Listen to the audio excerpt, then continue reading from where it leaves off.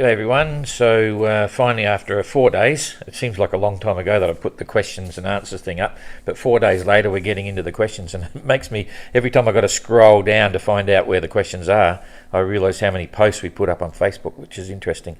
So it is our frontline information thing as far as I'm concerned, but remember, you can get onto the website and just opening page, the home page, just scroll down and you've got follow the race, and when you get to follow the race, you've got 8 little boxes there, and you can directly link to all the various aspects of coverage, including the SoundCloud, the tweets, the live interviews we do on Facebook, and all the elements are there. And one step down below that, you've actually got the onboard footage, and there'll be more of that coming. We've been looking at some of the footage we've been getting, pretty cool.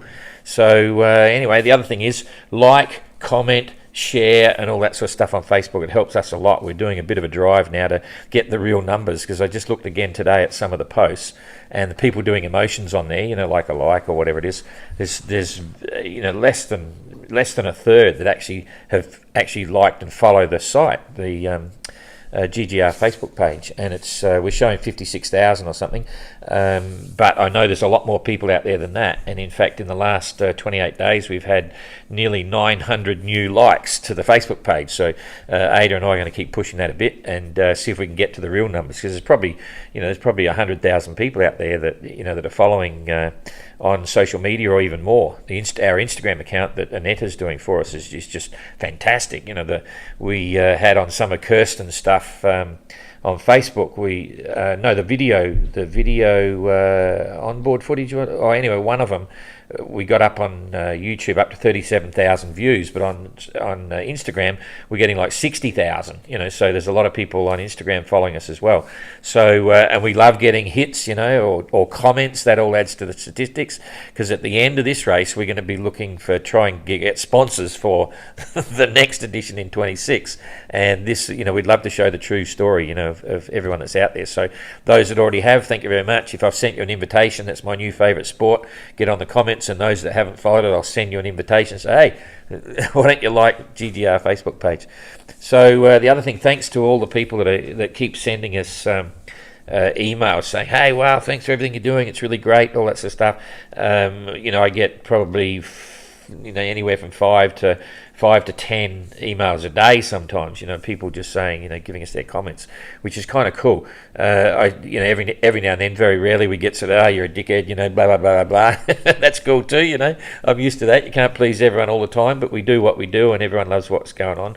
And we listen to constructive criticism, and so, and we'll, we absorb that, and we can do things, Now for some hot news off the press that you'll hear about in the next press release, because not everyone watches this, but we're actually we're going to cancel the Punta l'Est film drop, and the reason for that is that the Lanzarote film drop, Cape Town film drop, and Hobart film drop, and the Lanzarote one, the Punta one were the first 3 is tradition, that'll never change, but we added in the Punta film drop because we assumed we may have got a major title partner for GGR, which we didn't. If we had have had the major partner, we would have been doing a lot more what we call media production and distribution. That costs money, takes a lot of time, but we would have been doing it because we would have had the budget to do that, and therefore we would need the footage off the boats instantly to send out all the video news releases and do all these different things and blah blah blah. It's proven that we don't have that demand anymore. We didn't need to get all the footage really urgently off at Cape Town and get it out to all the major news networks and all this sort of stuff, because it just wasn't required, And same here in Hobart, we're doing the best we can, and we do as much as we can. And so, Punta l'Est film drop, with the fleet that we've got now stretching out, it's going to be challenging, and there's not that demand. So what you're seeing now in Hobart is actually going to be the last of the film drops, and the entrants will actually then be able to head straight to Les Sables d'Olonne. So rest assured, the film drops to here: Lanzarote, Cape Town, and Hobart. That's an institution that'll never change. It was actually part of the original race in 1968. It wasn't put on as by the event organisers, but it was absolutely put there for the entrants. They wanted to do it themselves. It's the only way they got their films out, the only way they got their story out, all that sort of stuff, and the messages that they were still alive, because most of them had no radios anyway. And when it got to this point, there was only Matesia and there was Matesia and then three entrants came past here: Matesia, Robert Knox Johnson, and Nigel Tetley. And of course, Crowhurst didn't. Donald Crowhurst, he was turning circles. So that's why we do it. That's one of the reasons we do it, and it works well for us because we then get the footage to put up on Facebook. You get to see the live interviews, which everyone loves. And the entrants themselves, it's challenging to get here, but when they get here, they love it. They can actually interact and tell their story. Followers identify with that, and so on. So that's all there. But you'll see in the press release coming out in the next few days. The scheduled press release for this week will be announcing that the Punta film drop is going to be knocked on the head. So that's it. Let's go into the questions. So first one from John Stewart, a couple of questions. If any, the winch fitted on the stern of Kirsten's boat, what's the purpose? That's central, just above her tiller, and she uses that for extra sheets when she's running twin head sails and so on. One of them will come back to that, or if she's running spinnakers or whatever, it's just a handy winch to have there, because you might want to run a staysail as well as your spinnaker, so you need one of the cockpit winches, and the other spinnaker sheets can go to that one. It's just versatile, so it's handy, and it saves having two. A lot of racing boats and normal boats will have two winches, port and starboard, on the cockpit. She's only got one, so she puts one central one at the back of the boat, and she can run sheets to that. The other one says, could you explain the main sheet system on Avalish's boat? He's opted to keep the Traveller, but there's a second purchase system using a thinner orange line. Now, if I remember rightly, I probably should have looked at the photos. It's just a multiple purchase trimming aid. So you could grab the one sheet and start pulling that, boom, boom, boom. But if you want to trim, often they have a separate purchase system which gives fine adjustment for that trimming. I think that's the line. Sorry, I didn't have a look at the picture, but that's not uncommon on many boats. Like especially racing boats. And Dick Koopman, who was the preparateur and everything, he's into racing, and so maybe it's a tweaking line, Tom Andrews, if you were to compete in this race, what design would you choose after observing performances on these last two editions?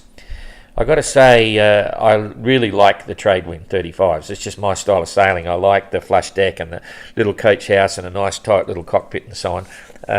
And that was the boat that I was going to run the GGR in, so I still like that boat, As to performance, there's a lot of issues with that, You've got to have the right paint on the bottom, you've got to have the right mental attitude, you've got to prepare your boat light or heavy, whatever it is. So, but the Tradewind to me is just a great ocean voyaging boat. Might not be the fastest, but it's a pretty cool, cute boat. Anyway, in the second edition, this one now, seeing what I'm seeing now, there's no question I'd be straight into a Cape George 36, but I don't think there's any left for sale, because there's three that are already going to line up for the next one. So they might be hard to find now, and some people are already commenting the price is going up on Cape George 36, but they're pretty cool boats too, very versatile, just a really nice feel to them, I knew they existed, and I'd seen some before, but I'd never really had a close look, and now that Kirsten's sailing one, it's a pretty slick boat. So that's that one. Geo, it sounds like more of the fleet is getting weather information as they approach Hobart, which is great. How did Passage Guardian, Peter Mott, the private coast station, factor into the fleet's weather information? Well, the first part is that there's Peter Mott and Passage Guardian. He's a private official maritime station that anyone could call up and ask for weather information. They can list their position and their passage if they're cruising out in the Pacific or something like that. And many people like using that because it's on HF radio. and he'll often do regular broadcasting of weather to certain areas that people can listen into. And we dealt with Peter in the last edition in 2018 of the GGR. He's a nice guy. He loves working his radios, loves talking to people, all that sort of stuff. And so whilst GGR has nothing to do with weather forecasting, we don't get involved with weather forecast for yachts in the GGR. It's up to them to determine what they can do and how they want to set it up and so on. We officially made entrants aware as an example of what they could do with a private maritime network, and there's various ones around the world. So we gave them Peter's contacts, we gave them a schedule of times and frequencies and so on, and it's actually in the sailing instructions without obligation, so we don't have to do it, but they're all aware of that. And all they do is they just call up Peter, and Peter will respond and give them the high seas forecast for that area. There's a few entrants now doing that, and Peter's able to relay messages to family and friends, and it can come back the other way. If one of the entrants' family sends Peter a message, he'll relay it to them, all on maritime frequencies, not on ham frequencies, okay? Those that can do it, it's handy. Now, in the case of Simon, he can't transmit on his radio, which is a bit of a problem. He can't send messages, he can listen into messages, he can listen into frequencies and stuff, but others who are able to do it, they can get updated weather forecasts anytime they contact Peter on the designated schedule. So yes, that is happening, and they're passing New Year messages and all that sort of stuff. The other thing is the Australian HF network of weather forecasting is really efficient and really strong. Australian sailors have always used HF radios, not like in America and Europe and so on. Everything's VHF usually. So Australians and people listening to the world got a lot more experience on how to do it. And interesting, even the Sydney Hobart, they still use HF radio for all their race communications. It may be this year's the last year they're doing that. They may roll over officially to use satellite comms, but for this last one, a few weeks ago, all HF radio. And so the entrants that have got good radios and get it, they get the weather forecast from Australia. If their weather fax is working, they can get the weather fax. You know, some entrants don't have a weather fax on board in GGR. It wasn't mandatory; it was just allowed. And so those with a working weather fax have got a huge advantage on the weather. But yeah, we appreciate everything that Peter does. He does a good job, and his coverage for the GGR fleet starts pretty much from just a little bit the other side of Tasmania, and he can maintain contact with a good HF radio on an GGR entrance boat all the way to Cape Horn. So he can keep giving them forecasts all the way to Cape Horn if their radio is working. And, it's that's how that works. Okay.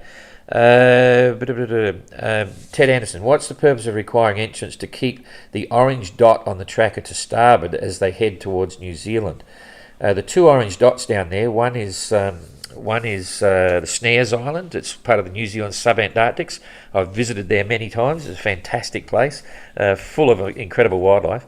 And the other one, a bit further along, is the Bounty Islands. I've visited there as well. Amazing penguins and seals and blah, blah, blah, all sorts of stuff. Or birds, I should say, in the Bounties. So they're just marks of the course, and you have to leave them to starboard. So it's another way of keeping them from going too far south and getting them ready to get up over the corner of the no-go zone in the Pacific side of the South Atlantic. Craig, hi Don, apologies if this has been asked previously, but as a matter of interest, which brand of foul weather gear has been favoured by the entrants? It's across the board. There's no one particular brand that anyone's favouring. You know, that's the way I saw it. We didn't ask them to declare what they're using, but it's a mix-max. You know, Musto is one of the big ones, Helly Hansen, Zeke, there's any number of brands. So keep an eye on the photos and the onboard footage and you'll see what people are wearing. At the end of the GGR, we're proposing to do a major questionnaire to all the entrants, and then we'll analyse all of that information and give you some statistics. We figured it was better we only wanted to do it once, and it's better to do it at the end of the race because then we can comment on the performance. So that'll be a written document that will analyse all sorts of things, including anti-fouling and so on. And we hope that all the GGR entrants will participate in that, and I'm sure they will. So, but that'll be at the end, at the conclusion. Okay, next one, Gina. Gina, is there a way to see what Kirsten's position is with her adjusted time, or is her current position already reflecting that? No, it's not. It's time added at the end of the race, because we don't add it at a particular time because it doesn't add to any reference of distance. 35 hours when you're doing 2 knots is only 70 miles, but 35 hours when you're doing 7 knots is a lot more. So it's not a distance thing. We can't always put the time sequence because it'll travel. So at the end of the race, as she crosses the finish line, it'll be a provisional finishing time. We then look at the fuel that she's used and add or subtract time from that as a penalty. Same with all entrants. And then when that's done, we add on, or we give her the 35-hour time compensation, and she gets 30 litres of fuel compensation as well. So I hope that makes sense. Also, I didn't hear in her interview whether she got her fuel replaced and what's the system. So, the fuel is, again, she gets 30 litres compensation. We estimated, by the information she gave us, that she used about 27.5 litres of fuel. We're not certain of that, so we give her a couple of litres extra because every litre is a penalty of 2 hours, I think it is, or 3 hours, I forget now. But yeah, it's a 2-hour time penalty for fuel. That's right, and a 3-hour time penalty if they dip into the no-go zone. So there's a reply there. Someone there. Okay. Jen Bates, I'm interested in what they have in terms of drogues for extreme conditions. I thought the Jordan Series drogue was considered the best these days, but from what I've picked up, none of them have this type. Well, there's with being blunt, the Jordan Series drogue is not the best. There is no best. There is choices, okay? And so this is a big thing. Every skipper has a different take on what they should or could use in heavy weather situations, and it's a complete mix of attitudes. Some want to keep the boat moving. Some swear by the Jordan Series drogues, and there's nothing wrong with it. It's quite a sensible system. Some will tow, just an anchor on the chains or whatever it is. So everyone's got a different take on it, and you've got to be careful when you look at marketing hype or whatever it is. Every boat is different. Every boat performs differently in heavy weather. Every wave situation is different. Every storm is different. And so there's no one and hard and fast. Now, again, I'm not knocking the Jordan Series drogue. Good idea. If you're worried, buy one, stick it in the locker and learn how to use it, because all drogues are incredibly dangerous, launching them in heavy weather, and retrieving them is more of a nightmare, So, if a company's got a lot of money for marketing this, that, and the other, don't necessarily believe it. Make your own decisions. Do a lot of reading. Make your choices based on your boat, your voyage plan, your budget, and all those sorts of things. So, but again, at the end of the GGR, we will do a big analysis of what everyone's got and what they found was good, bad, or indifferent, or what they, whatever. So that wrap-up summary of the GGR will be quite interesting. Okay, Bjorn, when is the live interview with Tapio scheduled based on standby for several days? I spoke to Tapio a week ago now and said, hey, mate, we've got to do this. And he said, yep, he's up for it. Funny story. He's been talking a lot in Finland, his home port. He did one presentation to a whole hall full of people. He spoke non-stop for 2 hours and 45 minutes and no one moved. So I find that hard to believe, but it's fact, and that's just Tapio and the stories that come from his, there's a very sad loss of his boat and everything that happened, after that. So he's a great guy, incredible experience, really quite shocking in a lot of ways, but fortunately he's moved straight into his OGR campaign, the around the world fully crewed race, and that's a big plus for him. It's kept his mind off it in a way, and it was a sad story, but there's lessons to be learned from that, and certainly we've absorbed some of that. So I would say probably once Goog gets underway, Captain Goog's still anchored down there, by the way. He's staying another day. He will have stopped for a couple of days, and then he'll be underway again. So he's planning on leaving tomorrow sometime, probably morning, midday, whatever. So anyway, Tapio will be on once Goog leaves. Before Jeremy gets here, we'll get together and post the time. We'll tell everyone what's going on, when it's going to be. It'll be live on GGR Facebook and on GGR YouTube channel, and we look forward to that. And it'll be interactive to the extent that on Facebook, you will be able to make comments and ask questions, and we'll respond to that. We won't be able to respond to questions on YouTube, okay? We can only do one. So we'll manage it on Facebook, but it will be live on YouTube at the same time. So look forward to that. Okay, Fred Tromp. Is there some way to do the daily tracker update? So this is a funny one. By just casting the PC screen. Yes, there is. It's a software program. As it is, every time Don, that's me, points to the screen with his fingers and the camera focuses on his finger and the screen goes blurry out of focus, we can't see what he's pointing at.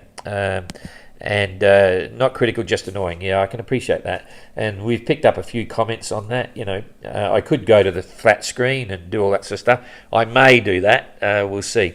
I just personally like the idea of being there with you while it's all happening. I feel that when there's a screen there, it just chops out the human element and you've just got a voice. You can't see my finger.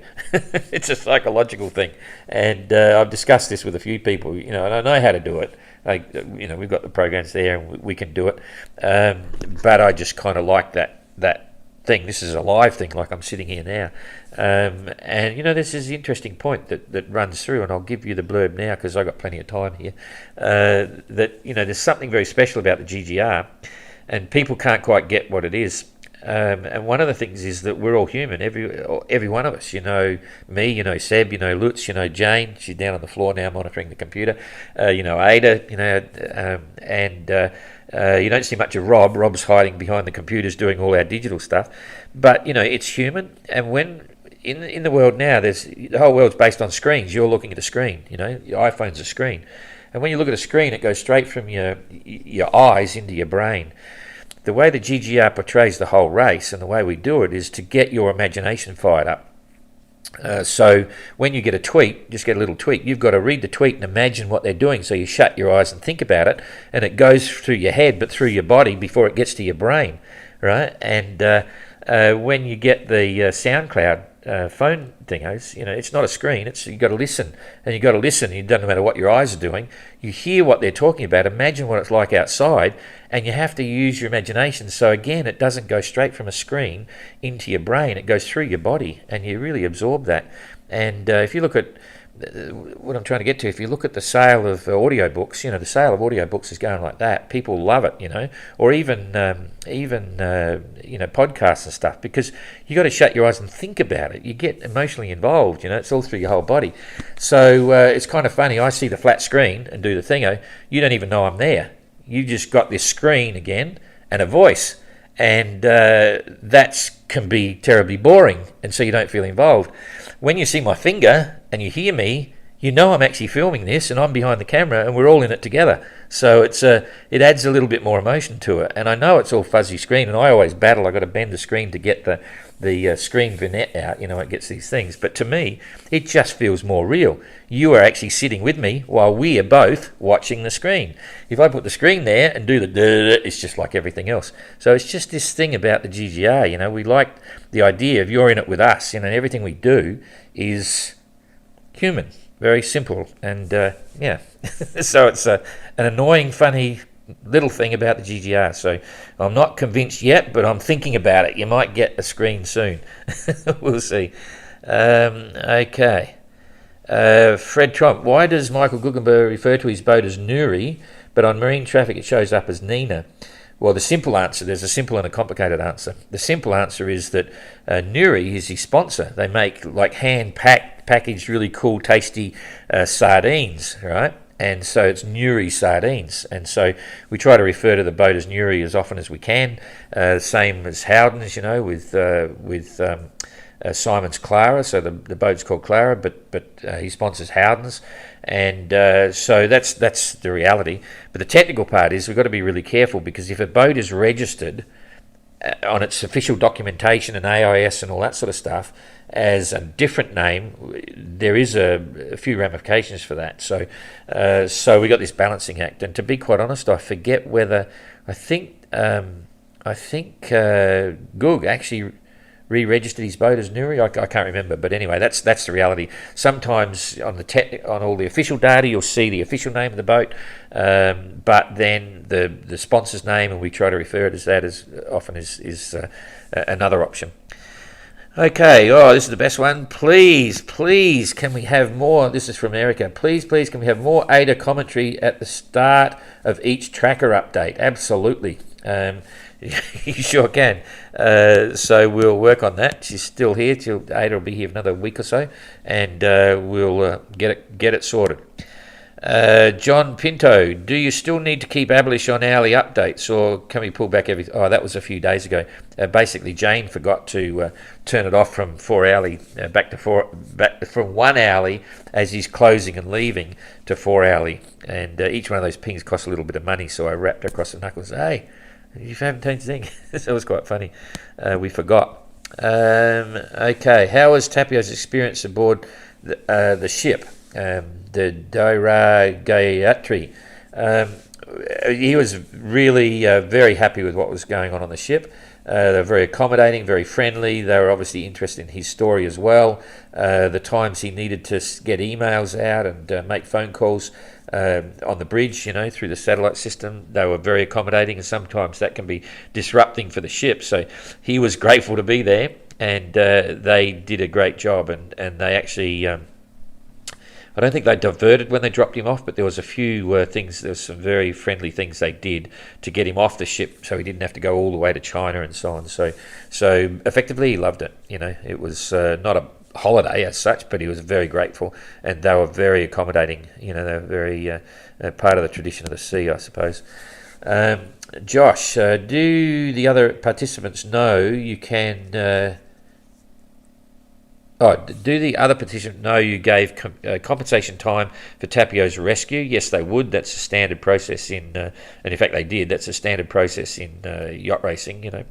Did you tell them, or do they have to find out from other ships or shore teams? No, I think we actually told them, and certainly we know they're all speaking between themselves.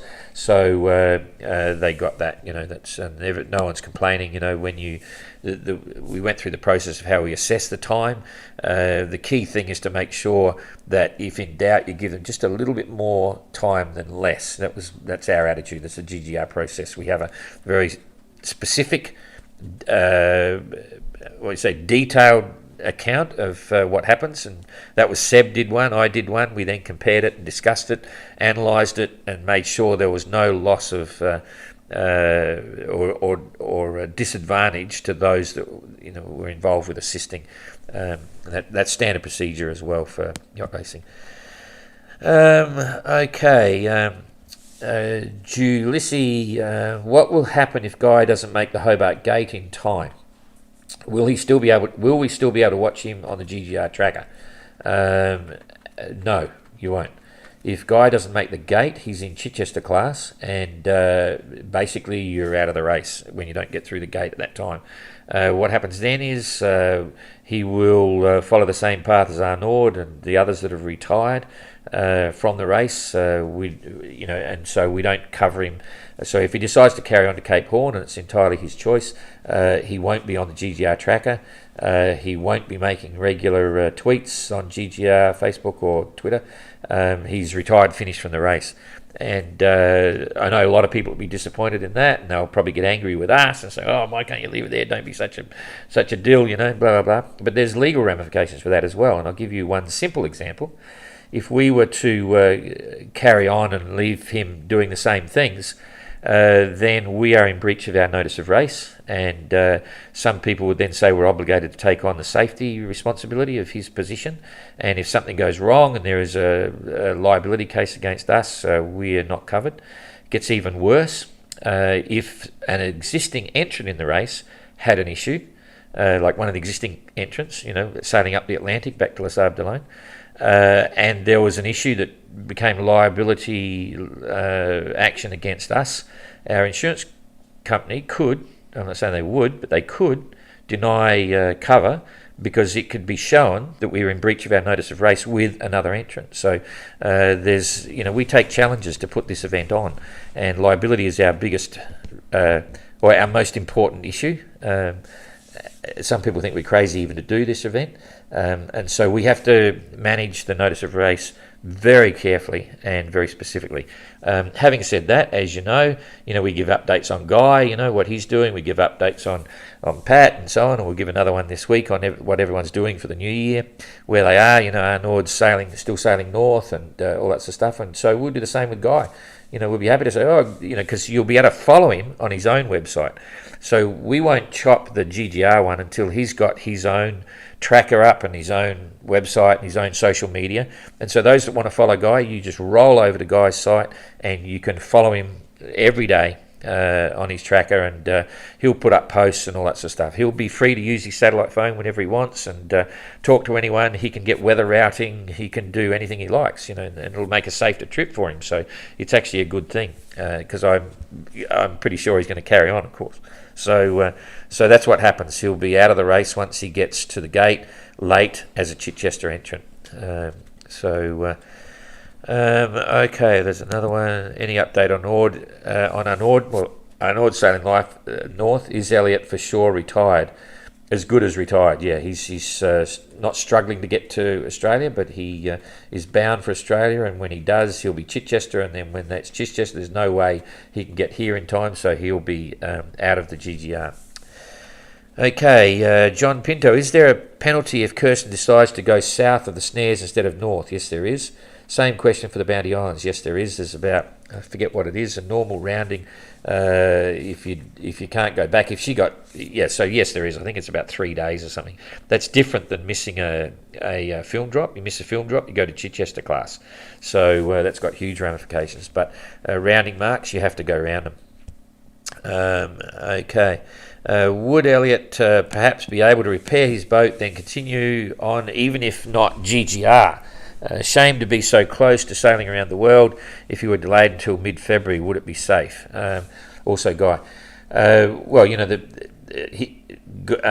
would never make Hobart in time. If he did a quick pit stop type repair and keep going, he would be probably mid-February, mid-late February or something like that, like Guy. And, our risk assessment and value judgments on the course and the timing, which dictated the gate, which shuts, is that it's not recommended to go around Cape Horn any later than the end of March. Plenty of people have, and it's okay to do that, but the risk increases with the storms. So it's up to the individual sailor then to decide. But from an organiser's perspective, the numbers that we did shows very clearly that we need to shut the gate at the end of January, and that's exactly what we did. So, or what we've done. Okay, so Ed McDonald, I appreciate your answers and noticed some questions are asked multiple times. Have you considered a frequently asked questions page, or do you feel most would rather ask than look it up, or the interchange through repetitive and healthy communication, or is it just a resource constraint to create? We could do that. We have a question and answer section on the GGR, but that's mainly for entrants looking to join. It is this is a forum, where we can just talk about it. It's quick and simple and easy. If we could try and transcribe all this and put it in, but you'll see I can give detailed answers when it's verbal like this. I could do shortened sections of it, but we haven't thought about it. It might be something to think about, but we're all pretty busy. So we'll absorb that as an idea, but for now we're happy to do the live questions and answers. It is a chance again. I don't know of any other event that does this. You might see it happen in the future, but the idea again is to keep it human. Where we can have a chat. It's like you're sitting here, so Jesus, GGR's pretty cool, eh? Or that's bloody disgusting. We don't care what you say. We this is part of interaction. It's kind of fun. So I absolutely prefer to talk about it. This is a good opportunity, and people look forward to it now, because when we're busy and we don't put it up, people say, "Oh, when's the next question and answer?" And so this is a really good forum. I kind of like it. We do, of course, have a forum on the GGR that you can get to through the GGR website. You'll see its forum, and you can ask questions there, and people comment, and you can start an interaction, which is pretty cool. There's also the GGR, I forget what it's called now, Gold Globe Discussion Group, or whatever it is. It's another Facebook group. It's not an official GGR thing. We've certainly let them use the logo. It's quite fun. I follow it every now and then. I try not to comment too much, because that's for everyone else to comment, but I read the comments on that. So you could join that. This Golden Globe race discussion group, I think it is. You could get in there and have a chat with everyone, and it's quite interesting. Okay, where were we? Oh, jeepers, I lost track here. Okay, Caroline, has anyone suggested to Elliot to continue to Hobart so he could make the gate and then do his repair there? He wouldn't make the gate in time anyway. But I know what you're saying, to try and get here by the end of the month. Once you cross the line, he could work here for 3 weeks or something and then leave and still be in the event. But he would be struggling to get here because he's sailing slow. You've got to remember, he's got no forestay at all. There's just ropes hanging up there, which is to hold the top of the mast up. The staysail stay is wire, and that's supporting the mast well at the second spreader. But yeah, he can't sail the boat hard, so he wouldn't make it here anyway. But then he could if he... No, yeah. So what would happen then if he sailed all the way here? He would have to get through the gate by the end of... no, he couldn't get through the gate. So then he, not being a Chichester, he could then stay here. So if he got here by the end of February, he's still okay, and then he could fix the boat and then sail home. But still pretty challenging to get all this way. So he wouldn't be able to leave till December, the end of December this year. Okay, Vic, explain the kicker preventer system on Minnehaha. This is a really interesting challenge for all the boats sailing downwind, how they lock the boom in place in the Southern Ocean when they're rolling and downwinds, because inevitably it's blowing north, northwest, northwest, and you set the boat up and you get a sudden wind shift to the southwest, and if the wind vane doesn't act quick enough to pull you around on a new course, you're going to get a big crash jibe. So you have to strap the boom down. Personally, on my 50-footer when I did the BOC, I had a really big boom brake, and I can crank that on with one line in the cockpit, and it'll lock the boom everywhere, and it works really well. The other one is Jean-Luc has a really good system where he'll have two lines connected to the back of the boom, right, and they run down along the boom to the gooseneck, and he ties them off there. Okay, then when the boom goes out, then the other thing is he has two lines from the bow, or a line from the bow coming back to the cockpit. And if he needs to set a preventer, all he does is walk to the mast, and that single line comes up and ties it on to the line that's at the gooseneck, which is then released, and then he pulls that in, and that becomes the preventer holding the boom back. So he uses a single line rope going forward to lock the boom down. It's quite a simple system. In the case of Kirsten, what she's got a traditional boom vang, a block and tackle purchase central to the base of the mast and back to the cockpit. And then she's got two extra pulleys. So if the mast is in front of me and the boom's back here, she's got two extra pulley purchase systems going down to either side of the boat, around about where the rear lower chain plate is.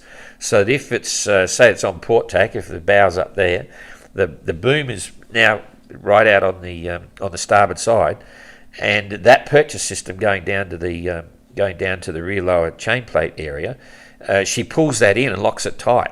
Okay, and that will hold the boom.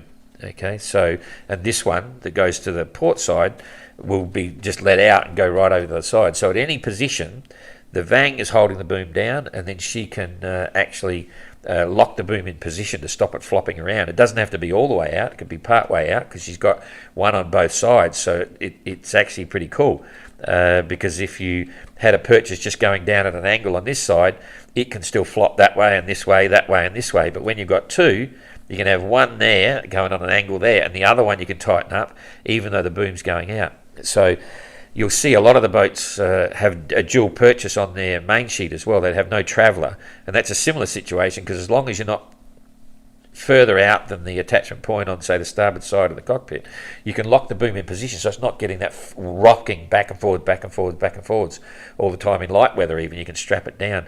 So hers is a pretty good system. It's quite handy, but you need to think about it, and everyone's got a different take on this, but I kind of like what she's got there. A few people will use that, not in the GGR, but other sailors, many people do that. But it's always good to have the two pressure points, no matter where the boom's going, because it stops the boom moving, let alone or rocking back and forwards, let alone just holding it in one position. Because with Jean-Luc's system, it's just like a single line. So there's different options, but hopefully that makes sense to you. Okay. Let's see. Oh, that's it. Okay, so that's easy. So we'll do another one later on, but stand by for Tapio's live that we do, and I'll get Jane to press the button and we can turn this off. Jane. See you later, and we'll look forward to seeing Good Leave. Hopefully we can get a boat and get out there tomorrow. Thanks. See ya.